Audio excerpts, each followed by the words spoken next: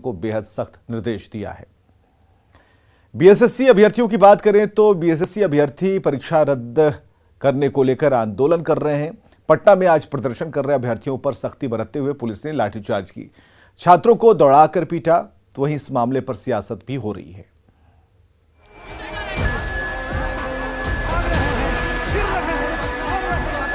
कड़ाके की ठंड में छात्रों पर लाठियां चटकाती पुलिस, बीच सड़क पर दौड़ा दौड़ाकर पीटने की तस्वीर राजधानी पटना की है,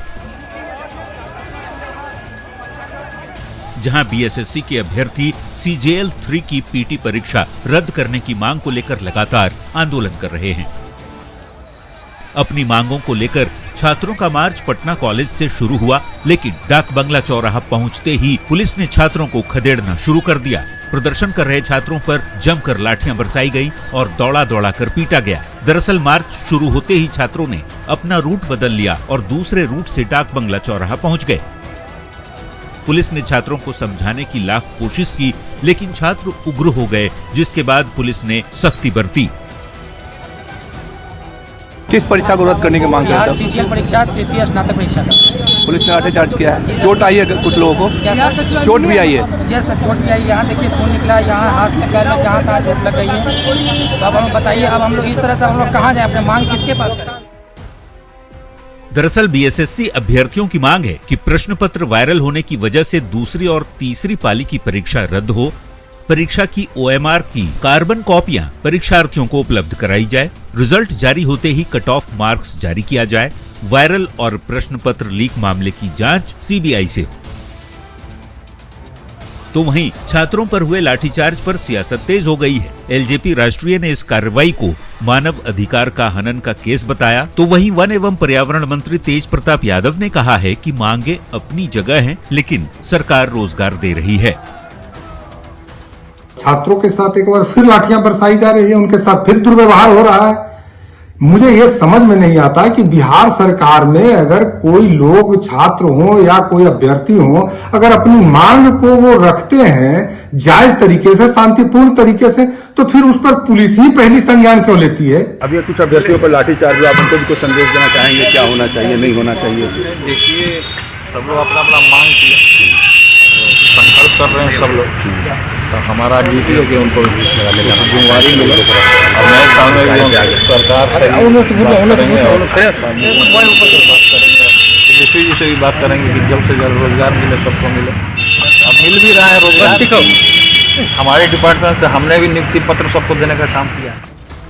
बता दें कि सचिवालय सहायक पद के लिए बीते 23 से 24 दिसंबर को परीक्षा ली गई थी, लेकिन परीक्षा शुरू होने के 1 घंटे बाद ही पेपर लीक हो गया। जांच के बाद बीएसएससी ने पहली पाली की परीक्षा को रद्द करने की घोषणा की, लेकिन छात्र तीनों पालियों की परीक्षा रद्द करने की मांग कर रहे हैं। न्यूज़ 18 के लिए पटना से धर्मेंद्र, रजनीश और विनीता मिश्रा की रिपोर्ट। तो बीएसएससी अभ्यर्थियों पर लाठीचार्ज को समझिए। दरअसल अभ्यर्थी प्रश्न पत्र वायरल होने के बाद दूसरी तीसरी पाली की परीक्षा रद्द करने की मांग कर रहे हैं। परीक्षा की OMR की कार्बन कॉपी उपलब्ध कराने की मांग कर रहे हैं। रिजल्ट जारी होने पर कट ऑफ मार्क्स जारी करने की मांग हो रही है और वायरल प्रश्न पत्र लीक मामले की जांच CBI से कराने की मांग हो रही है। तो अपनी ढेर सारी मांगों को लेकर बीएसएससी अभ्यर्थी लगातार प्रदर्शन कर रहे हैं।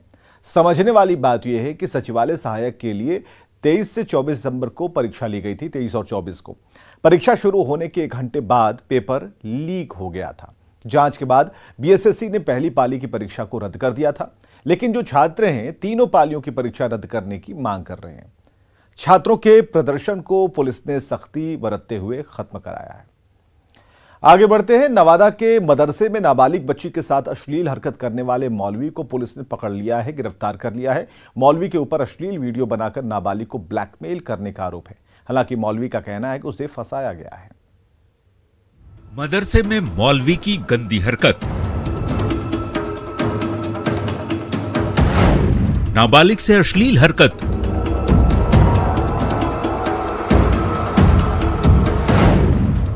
वीडियो बनाकर करता था ब्लैकमेल।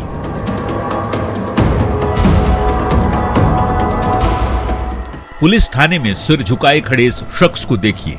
इलाके के लोग इसे मौलवी मानते हैं, लेकिन इसकी हरकत शैतान से कम नहीं।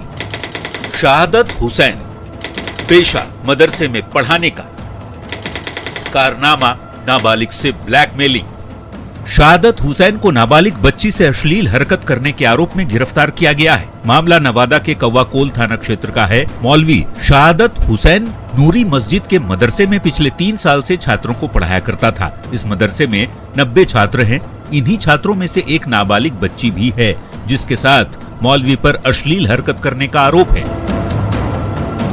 आरोप है कि मौलवी ने नाबालिग का अश्लील वीडियो बनाया और फिर उसे ब्लैकमेल करने लगा। फोटो के जरिए से इसको ब्लैकमेल करने लगा। बोले फोटो फेसबुक पे छोड़ देंगे और नहीं तो तुमको जैसे जैसे बोलते हैं वैसे वैसे करते जाओ। बच्ची डर गई मेरी, और जैसे जैसे बोलते गया वैसे ही जैसे कुछ भी वीडियो बनाया, इसको धमका उमका करके, और उसका बाद में फिर टॉर्चर करने लगा कि मेरे साथ गलत हरकत करो। बच्ची मेरी आके बोली तब हम लोग एक्शन लिए। नाबालिग के घर वालों को जैसे ही इस बात की भनक लगी, उन्होंने मौलवी के खिलाफ कौवाकोल थाने में केस दर्ज करा दिया। पुलिस ने त्वरित कार्रवाई करते हुए मौलवी को पॉक्सो एक्ट के तहत गिरफ्तार कर जेल भेज दिया। कौवाकोल थाना के अंतर्गत पीड़िता द्वारा एक आवेदन प्राप्त हुआ था, जिसमें मदरसा में कार्यरत एक शिक्षक के द्वारा छात्राओं का अश्लील वीडियो बनाकर ब्लैकमेल करता था। प्राप्त आवेदन पर त्वरित कार्रवाई करते हुए आरोपित को गिरफ्तार किया गया है और उसे जेल भेजा जा रहा है। वहीं गिरफ्तार मौलवी का कहना है कि वो निर्दोष है, उसे फंसाया जा रहा है। जिस लड़की ने शिकायत दर्ज कराई है, उससे उसका कई सालों से अफेयर चल रहा था, ऐसा मौलवी कह रहा है। तो फिर सवाल ये भी है कि मदरसा में पढ़ने या लड़की को फंसाने जाता था मौलवी? अगर प्यार करता है तो फिर मौलवी ने नाबालिग का अश्लील वीडियो क्यों बनाया? मौलवी ने कितनी लड़कियों के साथ की है ऐसी हरकत? क्या कुछ और लड़कियों को ब्लैकमेल कर रहा था मौलवी?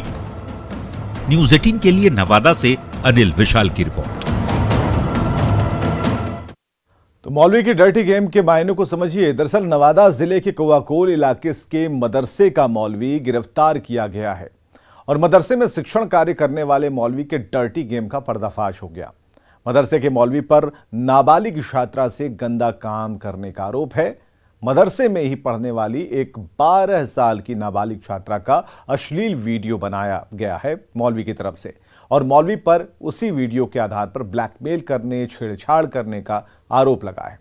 समझने वाली बात यह है कि गिरफ्तार मौलवी जमुई के खैरा थाना क्षेत्र के बैजडीह गांव का रहने वाला है। मोहम्मद शहादत हुसैन का मोबाइल भी पुलिस ने जब्त किया है। आरोपी के जब्त मोबाइल में कई लड़कियों के अश्लील वीडियो मिले हैं। पुलिस ने आरोपी मौलवी पर पॉक्सो एक्ट के तहत मामला दर्ज किया है और इस वारदात से एक बार फिर मदरसे में चलने वाले गंदे खेल का खुलासा हो गया है। झारखंड के सबसे बड़े नक्सली मिसिर बेसरा दस्ते के 8 सदस्यों ने एक साथ सरेंडर कर दिया। झारखंड पुलिस ने इसे ऑपरेशन नई दिशा का नतीजा करार दिया है।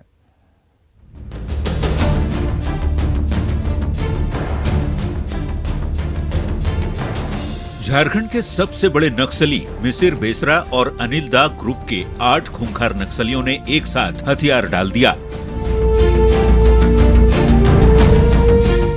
इनमें 3 युवा महिला नक्सली भी शामिल हैं। कल तक ये माओवादी कोल्हान के घने जंगलों में छिपकर पुलिस से 2-2 हाथ किया करते थे, पर जैसे ही नक्सली दस्ते से मोह भंग हुआ, पुलिस के सामने सरेंडर कर दिया। झारखंड पुलिस और सीआरपीएफ के आला अफसरों ने भी इन सभी का मुख्य धारा में तहे दिल से स्वागत किया।